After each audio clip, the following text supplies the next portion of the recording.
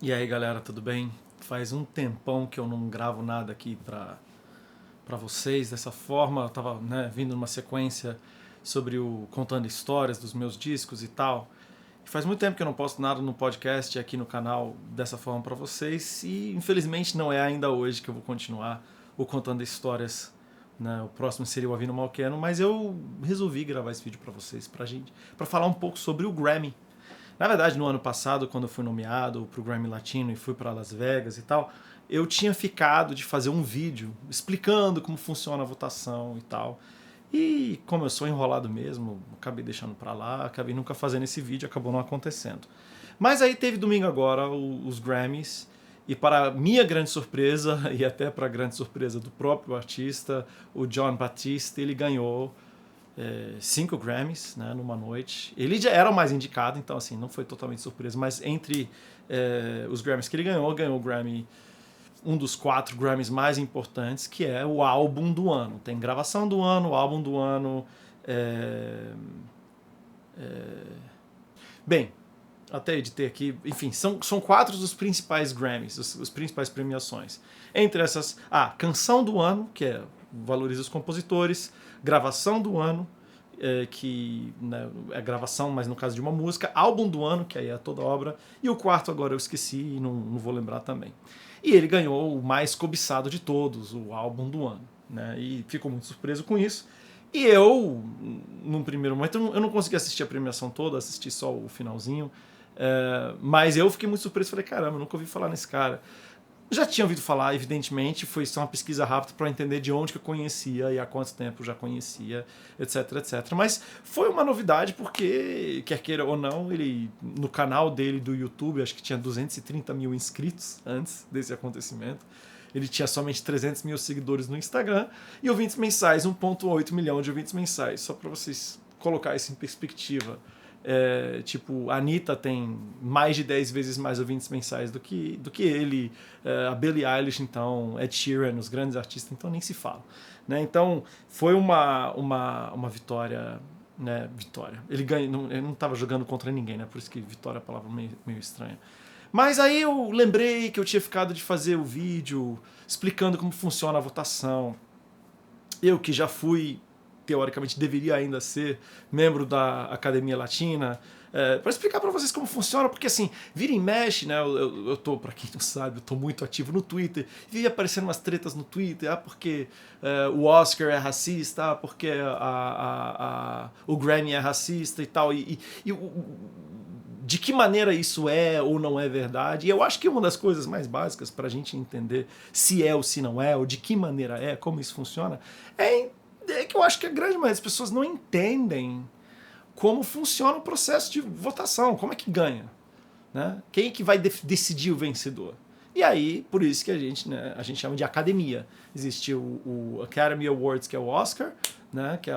Existe uma academia dos membros votantes. E como funciona essa academia dos membros votantes e quais são os critérios, etc, etc. Bom, eu vou ficar...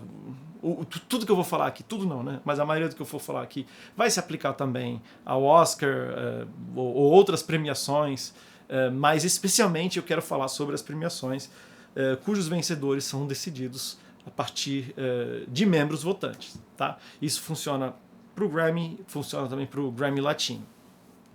Ok.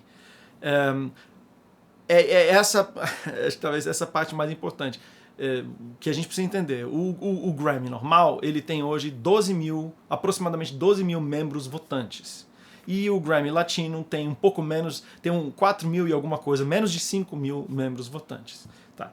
Quem pode ser membro votante? Tem lá os critérios, se você quiser saber exatamente como funciona, você entra no site. Mas basicamente é gente que trabalha na indústria fonográfica. Né? Engenheiros, músicos, arranjadores, produtores, artistas, todo mundo que quiser pode se inscrever. Né? Existem os critérios, se você estiver dentro dos critérios e pagar a anuidade, você se tornará membro votante da academia. Ou do Grammy Latino, aquilo que se encaixar mais com o seu perfil, com o perfil do seu trabalho. A anuidade, eu não sei quanto que está hoje, mas a anuidade em 2012 não deve mudar muito, né, porque o dólar não flutua tanto. A anuidade não é assim uma coisa cara. entendeu? Para quem trabalha na indústria, tá? É importante isso, né? Acho que era $50 por ano, né? E o dólar hoje está mais caro do que era antigamente e tal. E tudo bem, para algumas pessoas isso pode ser muito dinheiro, mas para quem trabalha na indústria, né, sei lá, é uma faixa. É uma faixa para você pagar a anuidade. Sei lá, um músico, né, quer dizer, eu pago para os meus músicos que vão gravar nos meus discos, sei lá, em torno de R$ 300 por faixa. Então, uma faixa gravada acaba se tornando o valor que você precisa para pagar a anuidade da academia, qualquer que seja ela, durante aquele ano. Né? E você precisa de aparecer em ficha técnica, né? Você precisa comprovar isso. E no mundo digital parece que é 12 faixas. 12 faixas, ou como produtor, ou como intérprete, ou como artista, ou como compositor, e assim por diante. E eu acho que aqui já está a primeira grande lição. A academia, ela é um recorte da sociedade. E ela é só tão boa ou tão ruim quanto os indivíduos que votam, né? Tá, agora teve umas polêmicas ultimamente sobre o Grammy, tal, porque assim, aí tem um processo, são esses que vão votar em quem vai ganhar. E aí é um processo que tem auditoria, tudo bem, tudo é burlável, né? Tudo é manipulável, mas eles tentam trabalhar com a maior transparência possível, né, que os membros votantes vão votar e o resultado do voto realmente vai contar. A credibilidade da premiação ela depende disso. Quando eu era membro votante do Grammy Latino, nós também, os membros votantes, também decidíamos quem ia ser nomeado. Então a gente recebia, na época ainda era correio, hoje deve estar tudo digital. Não sei como que tá, mas enfim, eu tô com um problema com a minha inscrição, porque eu fiquei uns anos sem pagar minha anuidade, acabei perdendo, e agora eu mando e-mail pro Grammy Latino, eles não me respondem, porque assim, eu não posso entrar como novo membro, porque eu já fui membro, mas eu não, na época nem tinha login e senha no site, então não tenho e-mail cadastrado, é uma confusão, já pedi pra gravadora me ajudar, enfim, tá um pouco enrolado isso aí, né? Mas tudo bem, fecha o parênteses. A gente recebia na época por correio e tinha que assinar para receber, porque né, só a gente podia receber, ninguém podia receber, porque tem toda a questão da auditoria, etc, etc. A gente recebia a lista de, sei lá, 25, 30 pessoas para cada categoria. E aí a gente escolhia 5. E aí os mais votados eram 5 nomeados, tem algumas categorias que tem 10 nomeados, né, mas a grande maioria das categorias tem 5 nomeados. E aí isso era enviado para lá, eles faziam a apuração, aí escolhia-se os nomeados que eram divulgados, aí a gente recebia o próximo para a gente votar, e era tudo à mão, etc, etc, com auditoria, como eu falei, etc, etc. Eles colocam lá quais são os critérios devem ser técnicos, não devem ser pessoais, etc, etc, etc. Mas aqui é grande coisa. Se eu quiser votar no meu amigo, o que o Grammy vai fazer para impedir? Se eu quiser votar em que eu quiser, o que eles vão fazer? Eles podem dar as diretrizes, mas cabe à pessoa seguir ou não as diretrizes, entendeu? E também, mesmo que tenha diretrizes, é muito difícil você avaliar objetivamente arte. Muito complicado, entendeu? Então, aqui a gente precisa entender que o fator humano e o fator de narrativa, eu acho que desempenham um papel muito grande, né, dentro daqueles que vão se tornar, né, os queridinhos da academia. E tem os queridinhos, gente. E algumas vezes está na cara e outras vezes não. E é muito engraçado que às vezes um que era queridinho, sei lá, 2, 3 anos atrás, hoje não é mais queridinho, entendeu? E isso acontece por causa da mídia, por causa da percepção que se tem do artista. Eu lembro que teve uma época em que o Kanye era um queridinho. O Kanye no primeiro disco foi indicado a 11 Grammys, né? E ganhou um monte naquela noite do primeiro disco dele. Só que, né, pensa, já que estamos falando do Kanye, em 2020, não sei quantos de vocês lembram, quantos de vocês seguem ele no Twitter, em 2020 ele postou um vídeo no Twitter dele que ele pegou 2 dos Grammys dele, jogou dentro da privada e fez xixi em cima. Gente, os membros votantes da academia são seres humanos. A maioria dos 12 mil que são membros votantes sonham em ganhar um Grammy. O Kanye literalmente jogou na privada 2 Grammys e fez xixi em cima.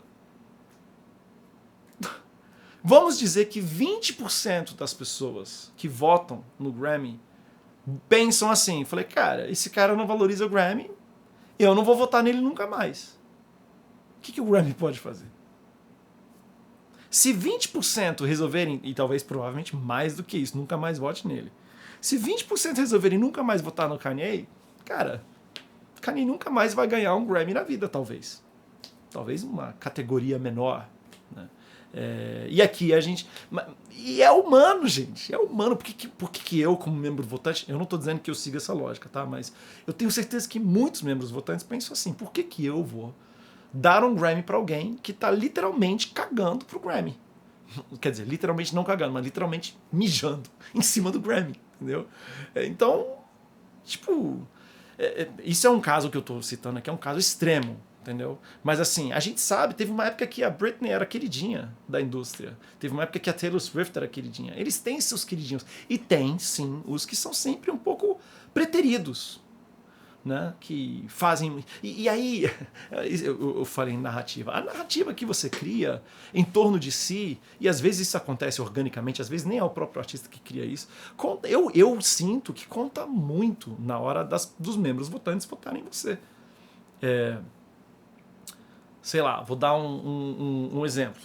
Teve um ano que o Foo Fighters ganhou 4 ou 5 Grammys. Ganhou o Grammy pra caramba. Pra uma banda de rock, uma coisa, né? Eles ganharam as categorias de rock todas.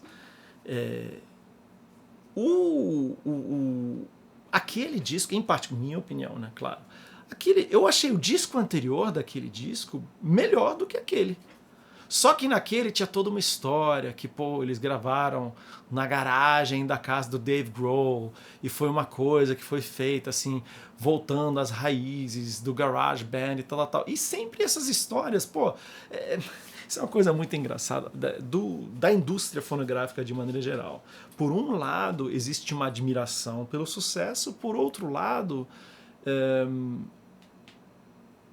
as pessoas querem que a pessoa que faz muito sucesso que seja uma coisa natural, que seja uma coisa orgânica, que não seja fabricada e tal. Então, também existe, isso existe, claro que vai existir, gente. Existe ressentimento. Falei, pô, fulano já ganhou muito Grammy, não vou votar nele mais.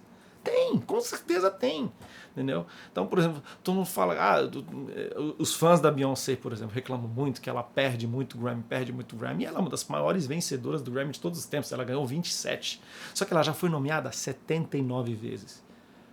Ela ganhou 27, muito mais do que qualquer outro. Mas, gente, o que a gente precisa entender no caso da Beyoncé, em particular, é que ela trabalha muito, ela trabalha mais do que qualquer... Ela e o Jay-Z. Jay-Z é a pessoa na história do Grammy com mais indicações ao Grammy. Já foi indicado 83 vezes e a Beyoncé 79 vezes. Eu não lembro agora de quantas vezes o Jay-Z ganhou, mas a Beyoncé ganhou 27 vezes. Eles são um casal que eles devem ser muito odiados. Muito odiados, porque eles trabalham muito, eles trabalham mais que todo mundo, eles estão toda hora sendo nomeados, eles estão toda hora ganhando, entendeu? Estão toda hora em evidência, e chega uma hora, cara, que o povo fica com raiva e para de votar neles. Por quê? Porque, gente, volto a repetir, é ser humano que está votando, ser humano que devia seguir critérios pré-estabelecidos, mas mano, na hora do vamos ver, cara, as pessoas votam com o coração também, entendeu?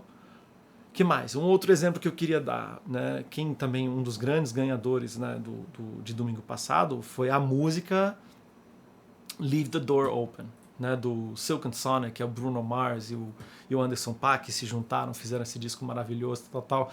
E assim, eu comecei falando do João Batiste, né, que ganhou de melhor álbum. E aí eu já fui logo ver, falei, mas ganhou de melhor álbum do disco do Silk and Sonic? Interessantemente não, porque aí também entra uma coisa. Às vezes é a gravadora que faz isso, às vezes é o próprio artista que faz isso, mas, por exemplo, existem as datas certas de inscrição. Então, o Leave the Door Open ganhou de melhor gravação, recording, né, que é a palavra que usam, que inclusive na transmissão do Globoplay eles traduziram errado, né, traduziram como álbum, entendeu? E não é álbum, enfim, disco, na verdade, disco, não é disco, é gravação.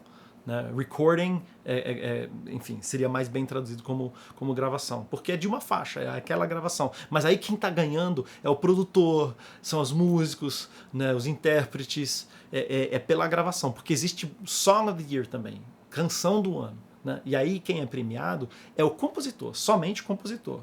ou o grupo de compositores que escreveram a música, né? Que muitas vezes hoje em dia é o próprio artista, etc. Mas, por exemplo, se a música Leave the Door Open fosse, ou sei lá, vamos lá atrás, quando a Whitney Houston, né, ganhava os Grammys dela, ela não era a compositora das músicas dela. No Song of the Year, por exemplo, Because the greatest love of all is happening to me. Provavelmente essa música ganhou canção do ano naquele ano. Enfim, esse Grammy não seria para Whitney, seria para, né, a compositora dessa música, que provavelmente foi a Diane Warren, que é uma pessoa que fazia muitas composições que foram gravadas pela Whitney Houston na época. Mas eu tô me... o que eu estava querendo dizer é que existe também uma ciência, né? Por exemplo, eles estão concorrendo em gravação, eles estão concorrendo com música, mas eles não estão concorrendo com álbum. Por quê? Porque o álbum deles saiu, eles lançaram um single primeiro e trabalharam esse single à exaustão. Então, provavelmente a data de inscrição para o Grammy encerrou antes deles lançarem o álbum. Ou seja, no ano que vem, o álbum do Silk & Sonic vai concorrer. Pode ter vantagens, pode ter desvantagens. Por exemplo, o hype da música Leave the Door Open, que eles não vão ter um single de tanto sucesso quanto Leave the Door Open, já vai ter passado quando o disco for concorrer a álbum do ano, então provavelmente não vai ganhar álbum do ano, né? Um outro exemplo que eu lembro, para mim, foi uma coisa muito vívida, teve aquele primeiro Grammy também, que a Adele ganhou 5 Grammys, né? Lá com aquele disco dela 21. E ela estava concorrendo ao Recording of the Year, ela ganhou o Recording of the Year com a música Rolling in the Deep. Rolling in the Deep. Eu lembro que eu assim falei, cara, essa de longe não é a melhor música do disco, mas foi essa música que ela escreveu para concorrer em todas as categorias. Não sei se foi ela que decidiu isso, se foi a gravadora que decidiu isso, mas essa foi a decisão feita. Só que eu tenho a fortíssima impressão que naquela época, por exemplo, ela escreveu o disco, mas ela já tinha lançado o DVD. E no DVD dela tem aquele momento absolutamente mágico quando ela grava, né, quando ela cantou no Royal Albert Hall, aquela música I heard that I settled down, that you found a girl, that you... Aquele momento que todo mundo canta junto, Never find mine, I'll find someone like you, I'll do nothing but the best for you. Aquele momento, todo mundo cantando junto, 8.000 pessoas, e ela emocionada, tal. Aqui, pra mim, né? Eu gosto da Adele, acompanho o trabalho dela desde o primeiro disco, mas ela me conquistou naquele momento. E aquilo saiu antes da votação. Então, basicamente, todo mundo votou nela e ela saiu ganhando a rodo, na minha modesta opinião, influenciado por um DVD que não era o que estava concorrendo. O que nos leva para a Billie Eilish, né? A Billie Eilish estava concorrendo com a música Happier Than Ever. A música não... Ela é boa, o disco novo da Billie Eilish eu acho ele muito bom, muito interessante. Eu acho a Billie Eilish uma artista muito interessante, em vários níveis, né? E a Billie Eilish, ela era queridinha. Ela, né, com 17 anos ganhou, sei lá, 5, 6 Grammys, né, por aquele primeiro álbum dela, tal. E você vê como faz parte a narrativa. Pô, ela era uma queridinha, tipo uma menina de 17 anos que vem com um álbum totalmente dark, né, meio gótico, não é bem gótico, mas assim, meio depressivo e tal, aquela coisa, né, bem adolescente, mas com uma profundidade. E aquilo, né, convenceu, né? Muito verdadeiro, né?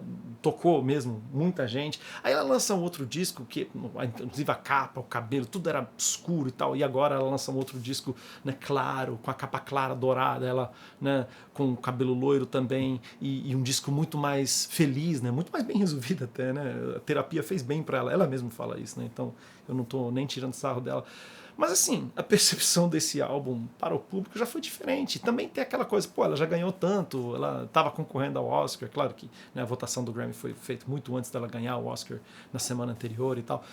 Mas assim, o que eu estou querendo mostrar é que essas narrativas, o sentimento das pessoas absolutamente faz parte, né, do processo de votação.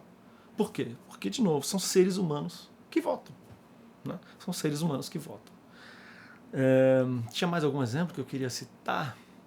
Eu ainda queria falar uma outra coisa, que na época que eu fiz os stories e tal, eu fui um pouco mal compreendido, que eu tirei de fato um sarro, né, do Grammy Latino, que não era um Grammy de verdade, da minha categoria, que a música gospel é uma categoria menor e tal, e, né, algumas pessoas se ofenderam ou, enfim, acharam pedante da minha parte. Eu, queria explicar o que está por detrás disso, porque assim... Existem, o Grammy agora de 2022, ele tinha 86 categorias em 25 campos, tá? E o Grammy Latino, acho que estava com 53 categorias em 16 campos. Não, 18 campos. O que são esses campos? Porque qual a diferença entre... Muita gente não sabe disso. Existem categorias, existem campos. Por exemplo, no Grammy Latino, tem a categoria música tradicional mexicana. Se eu sou membro votante, o que eu sei de música tradicional mexicana? Nada. Eu vou votar nessa categoria? Não vou. Então,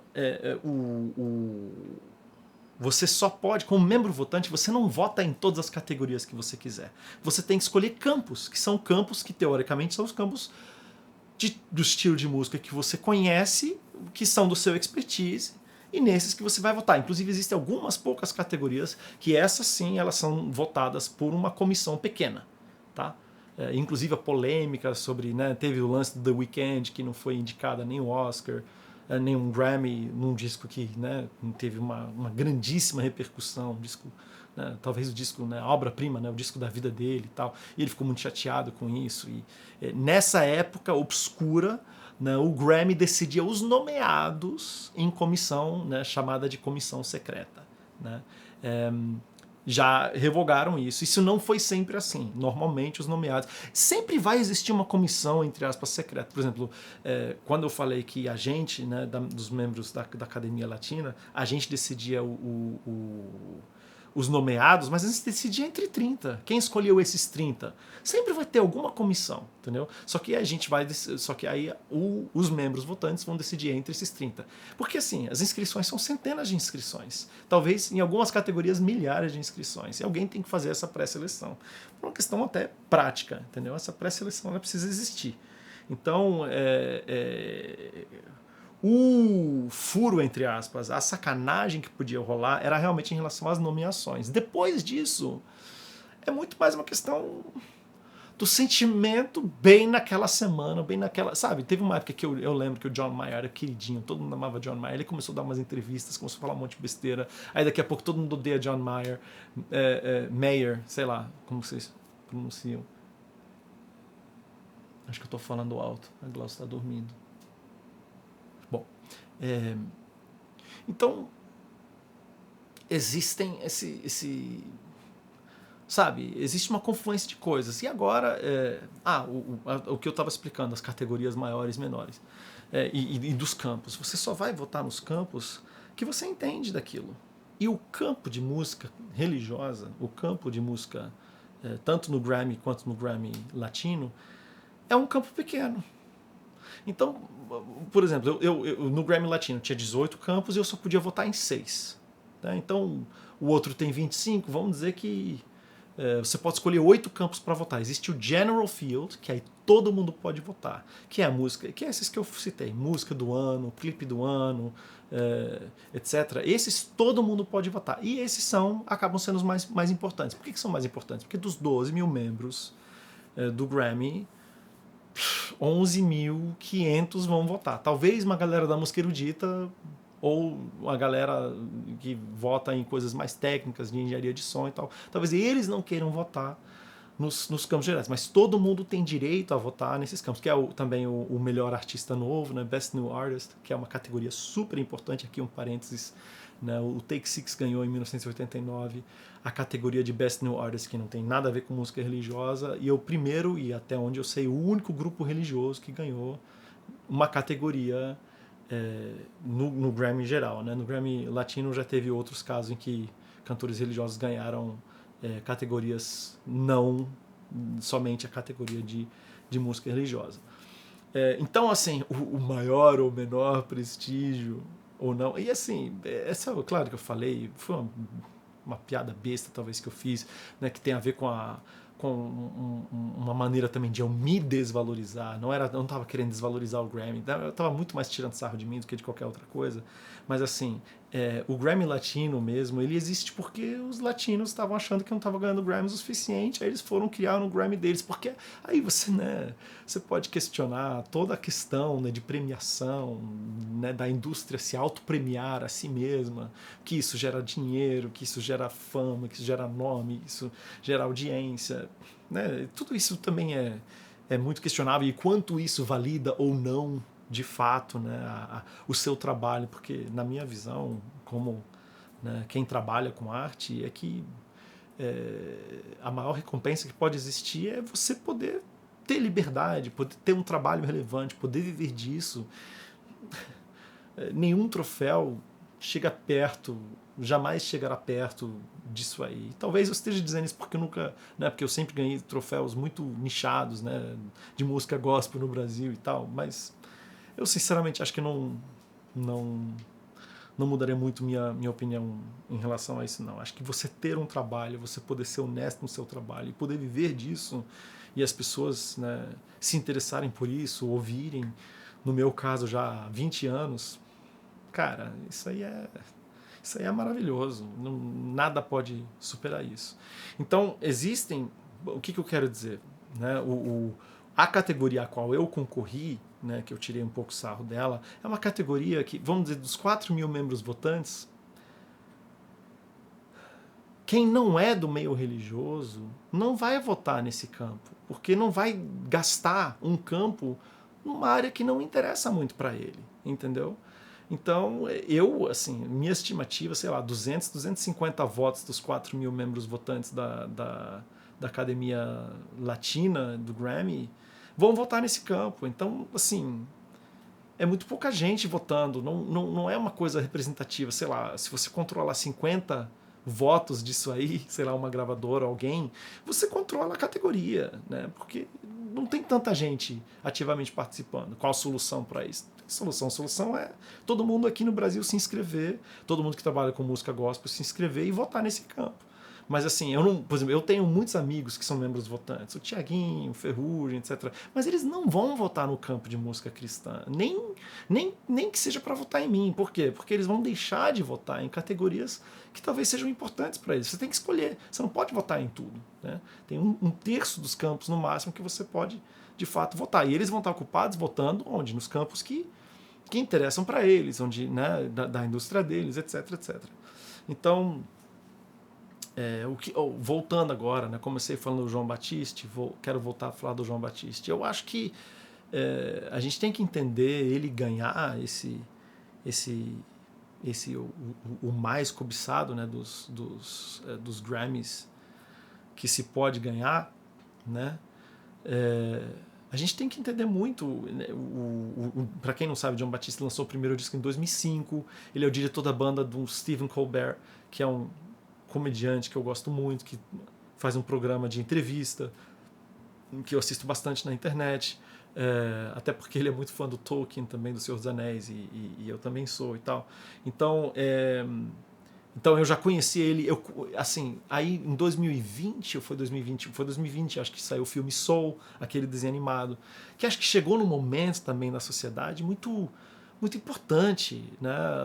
Estávamos em casa, a pandemia rolando solto, não tinha vacina ainda, se eu não me engano, e a música dele é uma música muito, é uma junção muito inédita de coisas, assim, e acho que tem muito a ver com o momento, né? Então, o álbum com que ele ganhou não é o álbum do filme, tá? Mas ele soube aproveitar esse momento e fez um disco.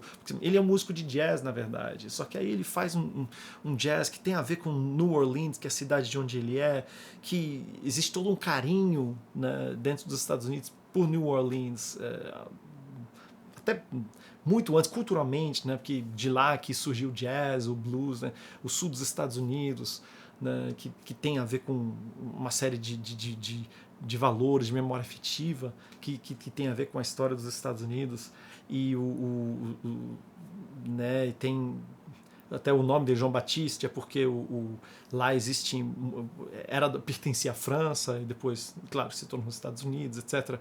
Então existe um estilo de música e um tipo de alegria que é muito peculiar daquele lugar, né? E ele conseguiu sintetizar isso em música, uma coisa que tivesse influência do gospel, tivesse influência do soul, né? Tem várias coisas, momentos que ele cantando lembra muito James Brown, só que, né, num contexto diferente, né, atual, e de mensagens positivas, de muita esperança, né? E eu acho que era O que muitas pessoas estavam precisando naquele momento e acabou... Aquele mesmo disco, talvez, 15 anos atrás, se ele tivesse lançado primeiro, em 2005, esse disco agora, talvez não tivesse sido ouvido da mesma forma, né? 2005 era uma época diferente, né? O Zeitgeist, né? Tanto que se fala do Zeitgeist, era diferente. Então, enfim, eu gosto de entender dentro desse contexto. E aí, para voltar à pergunta polêmica, essas premiações são ou não são racistas? Elas são tão racistas quanto a sociedade é. Elas são tão preconceituosas quanto a sociedade é. Entendeu? E todas as questões que movem a sociedade também vão mover os membros votantes dessas premiações. Por quê? Porque eles não estão fora da sociedade. E porque não existe objetividade. As pessoas elas chegam para tudo na vida do seu ponto de vista. Eu acho sim. Eu acho também que a Rihanna ganhou pouco Grammy na carreira dela. A Rihanna que conseguiu feitos comerciais absurdos. Ela lançou 7 músicas seguidas que se tornaram número 1. Antes dela, a última artista a conseguir fazer isso foi a Whitney Houston. E antes da Whitney Houston, o último artista a lançar 7 faixas seguidas que se tornaram número 1 na Billboard foram os Beatles. Uma coisa super rara. Existem esses feitos. A Katy Perry lançou um disco, acho que foi em 2010, em que ela tinha 5, no mesmo álbum, 5 hits número 1, que chegaram ao número 1.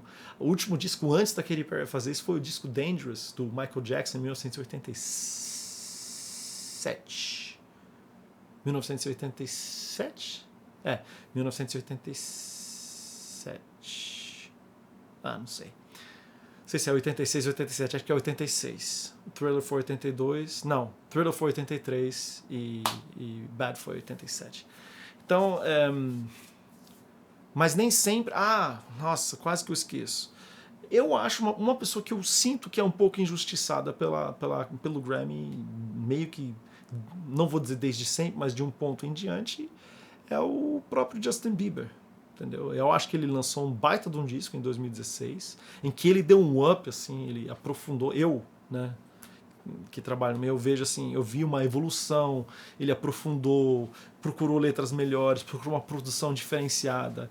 Ele não, sabe, eu acho ele um menino super talentoso, mas não tem jeito, ele tava metido em um monte de polêmica, tem um monte de gente que tem antipatia dele, entendeu? O menino loirinho, bonitinho, que fazia um monte de besteira, né? Teve o caso dele dele pichar muro, dele ficar com prostituta, sabe? Todas essas coisas vão meio que destruindo. Assim, uma coisa é um rapper fazer isso, outra coisa é um cantor popzinho, loirinho, bonitinho, branco fazer isso. Então, toda essa percepção, né? Teve um momento que a Taylor Swift foi a queridinha, né, de todas as premiações, e depois, de uma hora para outra, enjoaram dela, começaram a achar ela chata, entendeu? E não votam mais nela, não dão premiação para ela de jeito nenhum.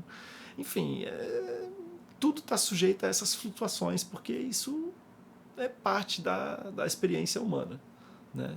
Então, é isso. Espero ter dado... O vídeo ficou longo, eu falei muita coisa, de maneira um pouco desordenada, mas...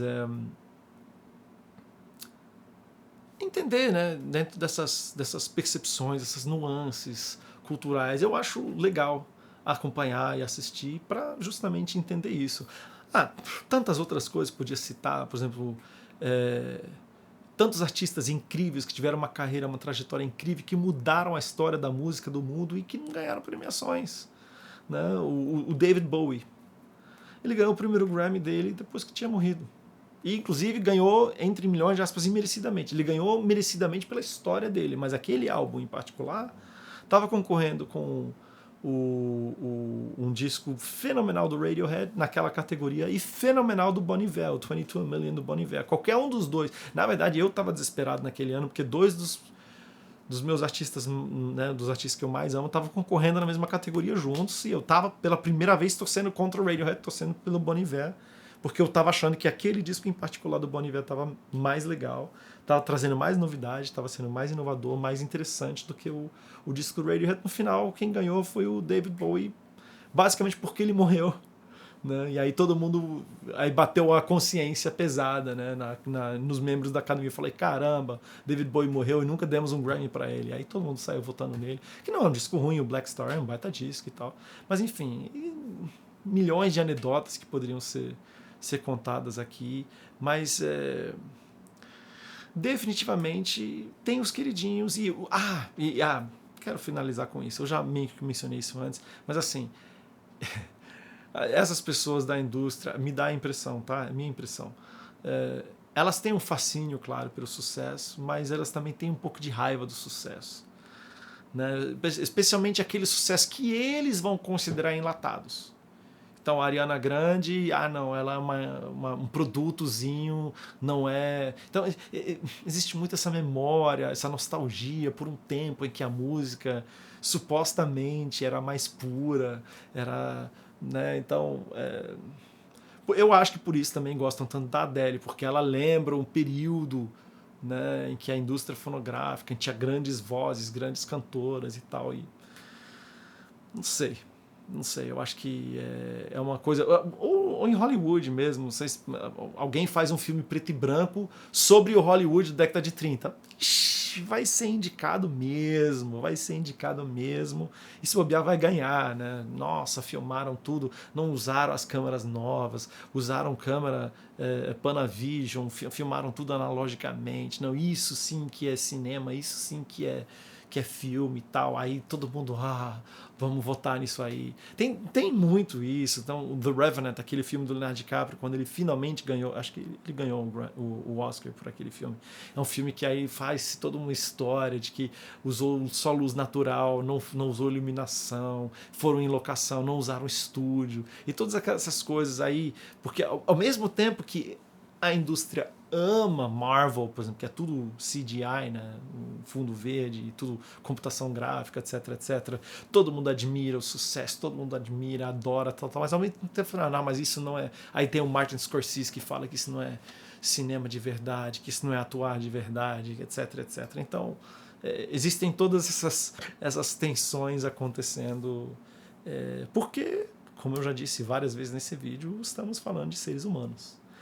E todo mundo chega sujeito e não objetivamente, porque eles não têm como serem objetivos, porque eles são sujeitos como você e eu também somos, né? Então é isso, espero que tenha interessado alguém. Eu fiz esse vídeo porque, enfim, eu meio que joguei a ideia, teve uma galera que se empolgou achando que poderia ser legal. Espero não ter decepcionado aqueles que chegaram até aqui. Um grande abraço, Deus abençoe vocês.